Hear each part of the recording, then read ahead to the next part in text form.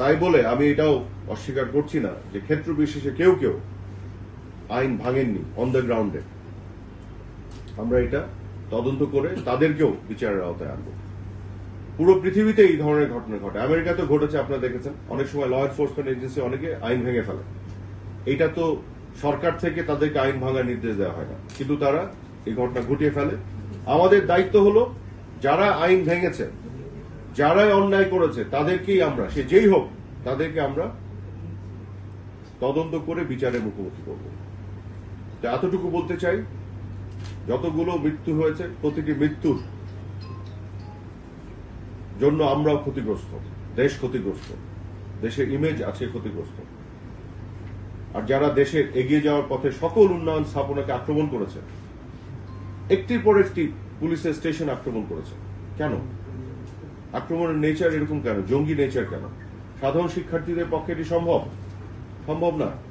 কাজে তৃতীয় পক্ষের অনুপ্রবেশ নিয়ে কারো কোনো সন্দেহ আছে? এই ধ্বংসযোগ্যতা আপনার চোখের সামনে।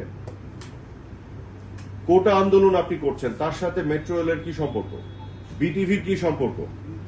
কোটার সাথে দুর্যোগ ব্যবস্থাপনা অধিদপ্তরের কি সম্পর্ক? সেতু ভবনের কি সম্পর্ক?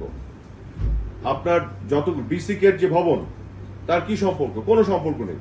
এটি কিন্তু আন্দোলনের সাথে সম্পৃক্ত সকল শিক্ষার্থীরা বোঝেন, এটা আমি বিশ্বাস করি। কাজেই এই আক্রমণ যারা করেছে তৃতীয় পক্ষ এবং শিক্ষার্থীদের উপরেও চালানোর চেষ্টা করেছে, আমরা কিন্তু শুরু থেকেই শিক্ষার্থীদেরকে প্রোটেকশন দিয়েছি এবং তাদেরকে এখান থেকে আলাদা রেখেছি।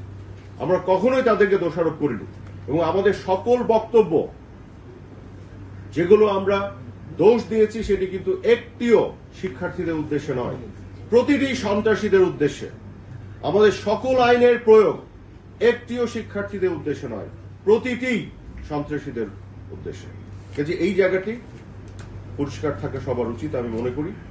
আবারও বলি, 16 তারিখে যখন মাননীয় প্রধানমন্ত্রী বঙ্গবন্ধু কন্যা শেখ হাসিনা জাতির উদ্দেশ্যে ভাষণ দিলেন, সেদিন কিন্তু 6টি মৃত্যুর ঘটনা ঘটে গেল। মাননীয় প্রধানমন্ত্রী যা যা বলার সবকিছু বলে ফেলেছেন, দুঃখ প্রকাশ করেছেন, নিন্দা জানিয়েছেন, কমিশন গঠন করার ঘোষণা দিয়েছেন এবং বিচারিক প্রক্রিয়ায় কেউ হতাশ হবেন না সেই অ্যাসুরেন্স দিয়েছিলেন। একটু ধৈর্য ধরার জন্য আহ্বান জানিয়েছিলেন। সাধারণ শিক্ষার্থীদের নিরাপত্তা নিয়ে উদ্বেগ প্রকাশ করলেন। আমরা যদি একটু ধৈর্য ধরতাম তাহলে কি এই তৃতীয় পক্ষ আজকে সুযোগ পেত? এই 6 জনের মৃত্যু তো হয়েই গেল, তার উপর দিয়ে বাকি যে মৃত্যুগুলি, সেগুলোকে কি আমরা আটকে দিতে পারতাম না?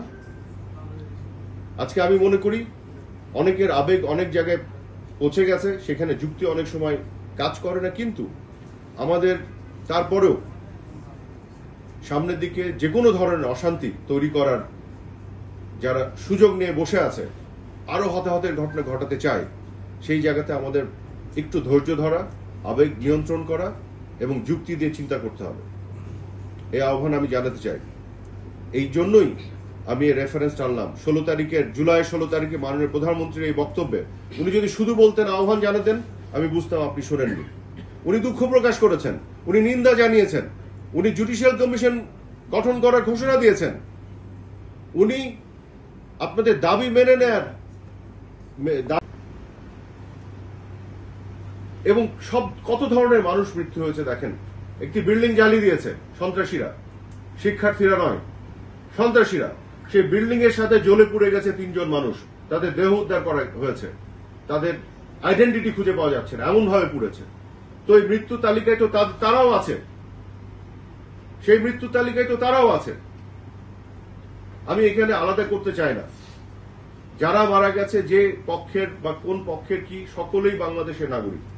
সকল মৃত্যুর বিচার এদেশ করবে, এদেশের সরকার করবে এবং স্বাধীন বিচার বিভাগীয় কমিশনের মাধ্যমে করবে এবং প্রয়োজনে স্বচ্ছতার স্বার্থে বিদেশি এক্সপার্ট প্রফেশনালদের এনে আমরা তাদেরকে সম্পৃক্ত করব।